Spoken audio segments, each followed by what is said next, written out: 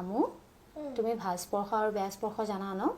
you know about good touch and bad touch right now show me which are your private parts that no one can touch except your parents দেখুৱাচোন তোমাৰ ব্যক্তিগত অংগ যিবোৰ তোমাৰ মা দেউতাৰ বাহিৰে কোনো চুব নোৱাৰে lips chest and vagina and buttock good girl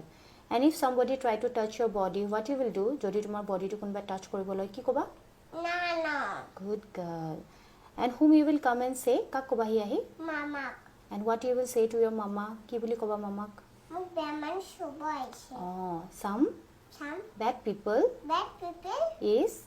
trying to touch me good girl whose body is this car body এটো মোৰ yes